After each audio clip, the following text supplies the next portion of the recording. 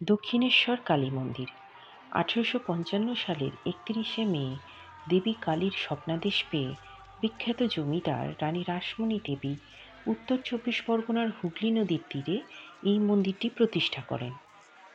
প্রথমে প্রধান পুরোহিত হিসাবে রামকুমার চট্টোপাধ্যায় নিযুক্ত হলেও পরবর্তীকালে শ্রী শ্রী রামকৃষ্ণদেবের তত্ত্বাবধানে এই মন্দির এক সাধনক্ষেত্র হয়ে ওঠে। আজ চলো যাই রামকৃষ্ণের সেই আশীর্বাদ ধন্য এই স্থানে, সাথে আর এক প্রসিদ্ধ কালীধাম আদ্যাপীঠ। তো চলো যাওয়া যাক। Good morning. আজ সকাল সকাল চলে এসেছি দক্ষিণেশ্বর মন্দির। আমি দাঁড়িয়ে আছি স্কাইওয়াকের ঠিক পাশে, আর তার সামনেই রয়েছে বাস স্ট্যান্ড, আর ওপর দিয়ে দেখো রেলের লাইন চলে গেছে। মানে তোমরা মেট্রোর সুবিধা, রেলওয়ে স্টেশনের সুবিধা এবং বাস স্ট্যান্ড সবই পাবে। সব কিছুতে করে তোমরা এই দক্ষিণেশ্বর মন্দিরে চলে আসতে পারো। এই যে রানী রাসমণি স্কাইওয়াক। তো চলো এই রানী রাসমণি স্কাইওয়াক দিয়ে আমরা মন্দিরের সামনে একদম চলে যাব এবং সেইখানেই আমরা একদম ডাইরেক্ট নেমে পড়ব। এখানে এসকেলেটর বা ইলেকট্রিক সিঁড়ি আছে, কাজেই যাদের হাঁটুর অসুবিধা আছে তাদের কিন্তু কোনো অসুবিধা হবে না এখান থেকে যেতে। স্কাইওয়াক দিয়ে উঠেই তোমরা বাঁ দিকে চলে যাবে, বাঁ দিক থেকে সোজা চলে গেলেই কিন্তু তোমরা মন্দিরের সামনে পৌঁছে যাবে। এখানে দেখো অনেক তোমরা ডালার ঘর দেখতে পাবে। এখান থেকেও তোমরা দোকান থেকে ডালা নিয়ে নিতে পারো। মোটামুটি 20 টাকা থেকে এখানে কিন্তু ডালা শুরু হয়। এছাড়াও তোমরা বিভিন্ন রকমের ঘর সাজানোর জিনিস দেখতে পাবে।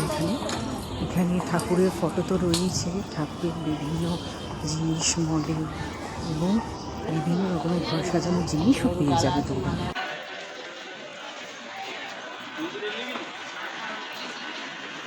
সিঁড়ি দিয়ে নেমেই বাঁ দিকে দেখবে মা ভবতারিণী ফেরিঘাট। এই ফেরিঘাট থেকে তোমরা ফেরি নিয়ে চলে যেতে পারো বেলুড় মঠ। মন্দিরের গেট দিয়ে ঢুকেই ডান দিকে কিন্তু তোমরা পেয়ে যাবে পণ্যবীথিকা।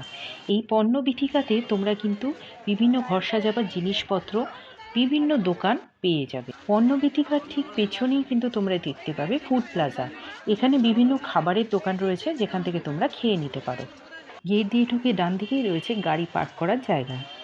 কিছুটা এগিয়ে বাঁ দিকে দেখতে পাবে জুতো রাখার, মোবাইল এবং ব্যাগ রাখার কাউন্টার। এখানে পার মোবাইল 3 টাকা করে, জুতো 3 টাকা করে এবং ব্যাগের জন্য 10 টাকা লাগে। আর এই সামনেই রয়েছে ডালা আর্কিড। এখান থেকে তোমরা পুজোর ডালা নিতে পারো। সামনে এটা হলো লাইব্রেরি। এই লাইব্রেরিতে শ্রী রামকৃষ্ণদেব এবং রামকৃষ্ণ মঠ এবং দক্ষিণেশ্বর সম্বন্ধে অনেক কিছু তথ্য সম্বন্ধিত বই রয়েছে। এইখান থেকে ঢুকে সামনেই কিন্তু গেট আছে যেখান থেকে তোমরা মন্দিরে প্রবেশ করতে পারবে। আর মন্দির চত্বরটা খানিকটা এইরকম। দক্ষিণেশ্বর মন্দির সকাল 5টা থেকে দুপুর 12:30 পর্যন্ত খোলা থাকে, আবার দুপুর 3:30 থেকে সন্ধ্যা 7:30 পর্যন্ত খোলা থাকে। মন্দিরের ভেতরে তো ক্যামেরা এলাও নেই, তাই এইখান থেকেই তোমরা মন্দির দর্শন করে নাও। নিচের এই ঘরগুলো ভোগের ঘর। এই ভোগের ঘরে তোমরা 100 টাকা করে টিকিট কেটে ভোগ খেতে পারো। শনি ও রবিবার 300 জন করে খাওয়ানো হয় এবং অন্যান্য দিনে 200 জন করে খাওয়ানো হয়। ডালা আর্কেডের ঠিক পেছনটাতে দেখো এরকম ভাবে সুন্দর একটা পার্ক রয়েছে, ফুল দিয়ে সাজানো। কত সুন্দর সুন্দর পদ্ম ফুল ফুটেছে দেখো।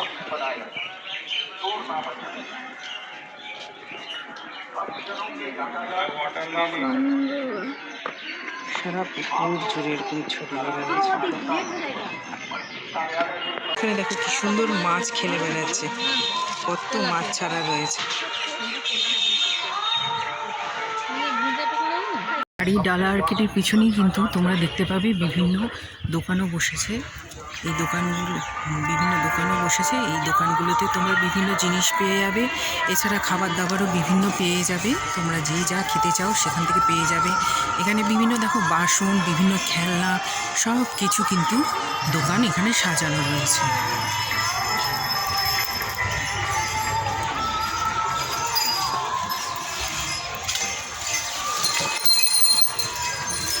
এইখানেও রয়েছে দেখো একটা পার্কিং জোন। এই পার্কিং জোনের এখানেই কিন্তু তোমরা টয়লেট পেয়ে যাবে। এইখানের ভেতরেও রয়েছে বেশ কিছু দোকান যেখান থেকে তোমরা কিছু কিনে নিতে পারো। মন্দিরের ঠিক পাশেই রয়েছে রানী রাসমণির মন্দির। এইটা হচ্ছে রানী রাসমণির মন্দির। বেলা 12টা 12:30টার পর এই মন্দির কিন্তু বন্ধ হয়ে যায়। এরপর আমরা চলে আসলাম মন্দিরের পাশেই যে রামকৃষ্ণ দেবের সাধন ক্ষেত্র রয়েছে সেইখানে, যে গাছের তলায় বসে তিনি দিনের পর দিন তপস্যা করে সিদ্ধি লাভ করেছিলেন, সেই গাছ আমরা চাক্ষুষ করলাম। সব দুপুরে বিশ্রাম করছে। এইখানে হচ্ছে জামা কাপড় ছাড়ার জায়গা, আর এটা হচ্ছে গঙ্গার একটা ঘাট। এইটা হলো নহবতখানা।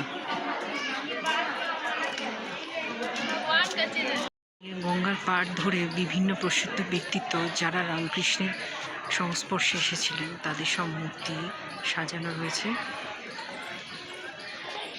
গঙ্গার পাড় ধরে খুব সুন্দরভাবে সাজিয়ে রেখেছে।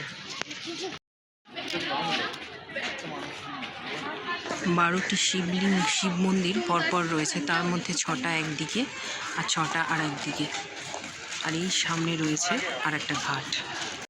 মন্দিরের ভেতরে কালী মন্দির ছাড়া রাধাকৃষ্ণের ও 12টি শিব মন্দির আছে। মন্দিরের উত্তর পশ্চিম কোণে রয়েছে শ্রী শ্রী রামকৃষ্ণদেবের বাসগৃহ। ভেতরে যেহেতু ক্যামেরা অ্যালাউ নেই, তাই তোমাদের বাইরে থেকেই সবটা দেখালাম। এর ঠিক উল্টো দিকেই রয়েছে গঙ্গার ঘাট। চলো এবার সেখানে একটু যাই। ওই দেখা যাচ্ছে বালি ব্রিজ। গঙ্গার এই ঘাট কত ইতিহাসের সাক্ষী হয়ে রয়েছে। এক সময় রানী রাসমণি দেবীর এবং শ্রী শ্রী রামকৃষ্ণ দেবের জীবনের এক গুরুত্বপূর্ণ অংশ হয়ে উঠেছিল এই দক্ষিণেশ্বরের গঙ্গার ঘাট। আর সেই ঘাটে বসলেই যেন এক অপূর্ব শান্তি পাওয়া যায়, সারা মন শান্ত হয়ে ওঠে। আমরা যখন ঘাটে গিয়ে বসলাম তখন চলছিল ভোগ আরতি। এই ভোগ আরতির পরই কিন্তু তোমরা ঠিক 1টার সময় এখানে দক্ষিণেশ্বরের ভোগ খেতে পারবে। এই প্রসঙ্গে তোমাদের জানিয়ে রাখি, এই ঘাটেও কিন্তু জামা কাপড় ছাড়ার আলাদা আলাদা পুরুষ এবং মহিলা বলে ব্যবস্থা রয়েছে। কাজেই তোমরা যারা এসে মনে করছো যে গঙ্গা স্নান করে মায়ের পুজো দেবে, তারা কিন্তু অনায়াসে এখানে গঙ্গা স্নান করে মায়ের পুজো দিতে পারো।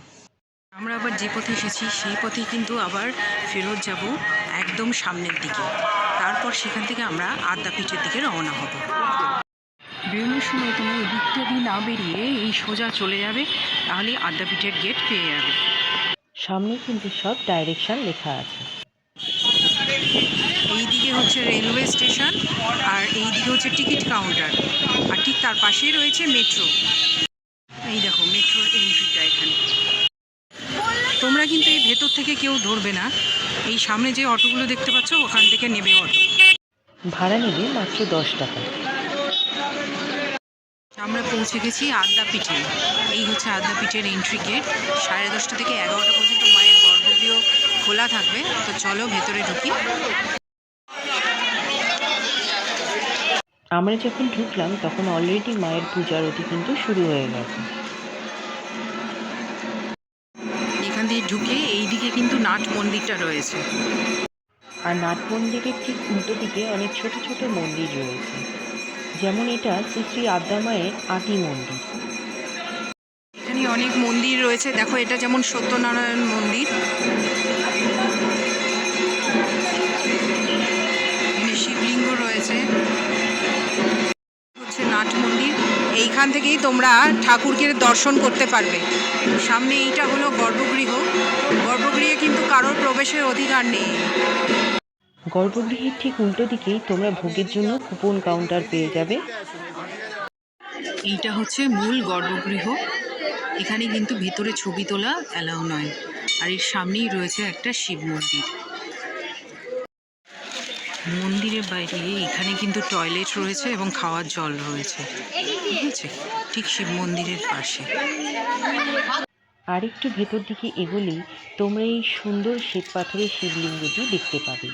এই শিবলিঙ্গের ঠিক পাশেই রয়েছে যুগল মূর্তি। সেখানে মূলত রাধাকৃষ্ণের মূর্তির পুজো করা হয়। এই মন্দিরে রাধাকৃষ্ণের বিগ্রহের পাশাপাশি মন্দিরের প্রতিষ্ঠাতা শ্রী শ্রী অন্নদাচরণ ভট্টাচার্য মহাশয়ের একটি মূর্তি এখানে রাখা রয়েছে। এছাড়াও সারদা মায়ের মূর্তি রাখা রয়েছে। আর বিভিন্ন মনীষী বা সাধকদের ছবি আমরা দেখলাম পুরো মন্দির জুড়ে টাঙানো রয়েছে। সমস্ত মন্দির জুড়ে এক অদ্ভুত শান্তিময় পরিবেশ ছড়িয়ে রয়েছিল। এই মন্দির ঘিরেও একটা বেশ সুন্দর ইতিহাস রয়েছে।